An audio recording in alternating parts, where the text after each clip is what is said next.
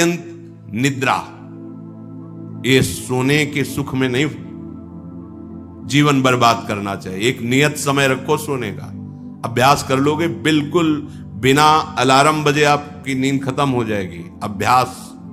अभ्यास बहुत बड़ी सामर्थ्य है, बहुत बड़ी। अगर नींद लेने का आपने अभ्यास बना लिया है तो यह आपके जीवन को नष्ट करने का बहुत बड़ा साधन बन गया। कुछ लोगों को सोने में सुख मिलता है कि सोते रहो। भैया कमाने आए हो, बड़ी मुश्किल से पास बना है इस भारत भूमि में तुम्हारे जन्म हुआ, मनुष्य योनि में। कुछ दिन के बाद ये सब खींच लिया जाएगा। सोने में समय क्यों बर्बाद कर रहे हो? कमाओ, सत आचरण करो, समाज को सुख पहुंचाओ, नाम जप करो, बड़े बुजुर्गों को सुख पहुंचाओ, किसी को दुख ना पहुंचाओ। ये कमाई कर लो। कमाई करने आए हो यार, तुम्हारा कुछ नहीं, ना था ना है न रहेगा। होश में तुम्हें जो पद मिला है, जो सामग्री मिली, जो जीवन मिला है, लगा दो पर सुख में और निरंतर भजन करते हुए जीवन मुक्त हो जाओ। क्योंकि स्वसुख में पाप बने हैं तो तत्सुख में समस्त पापों पर विजय प्राप्त कर लो। पर समझ नहीं आता। हर समय हमें सावधान रहना है। एक समय नींद को देना है, उचित दे लो, क्योंकि आप साधक हो, उचित दे लो। इसके बाद इससे शत्रु की तरह बर्ताव करो। अभ्यास बहुत बड़ी ताकत है, बहुत बड़ी ताकत। ये कोई सिद्धि नहीं, अभ्यास।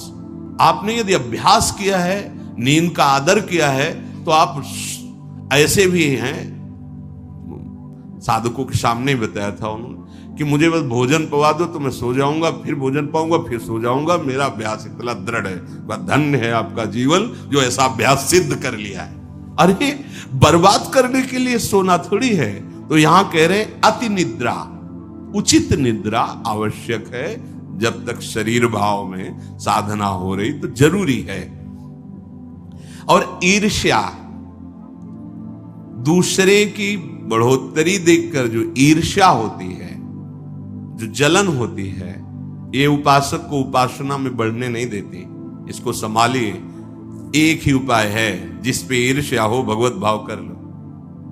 प्रभु मैं आपको जान नहीं पा रहा हूं, फिर भी मेरे अंदर में आपके प्रति, आपके ही प्रति है, क्योंकि आप ही हैं ना। प्रभु मेरा सुधार कर दो, बहुत जल्दी सुधार हो जाएगा। मोह, भले परिवार में रह रहे हो, पर इतनी तो बात समझ लो, ना वो तुम्हारे हैं ना तुम उनके हो। ये तुम्हें समझ में भले ना हो, पर डाल लो। सुत बनितादि जान स्वार्थ रत, ना करो नेह सभी ते, अंत ही तो ही तजेंगे पामर, तू न तजय बहीते। जैसे आप स्टेशन में होते हो तो किसी से मोह थोड़ी करते हो। बैठे हैं सब आस पास, कोई चाय पी रहा है, कोई हंसी मजाक कर रहा है, बातें कर रहे हैं, सब मिलान हो रहा है।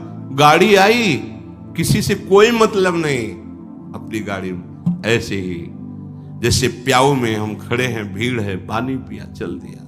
ऐसे ही आपको समय मिला है 70 वर्ष, 80 वर्ष, 100 वर्ष, उन जनों के बीच में रहकर अपनी गाड़ी का इंतजार करो और भगवत प्राप्ति करके अपने परम धाम जाओ।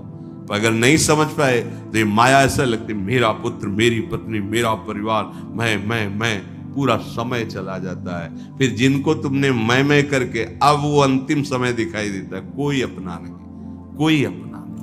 अभी मतलब आप तो अपने ही घेरे में हैं। जैसे अपने लोग भ्रमण किए तो देखा है।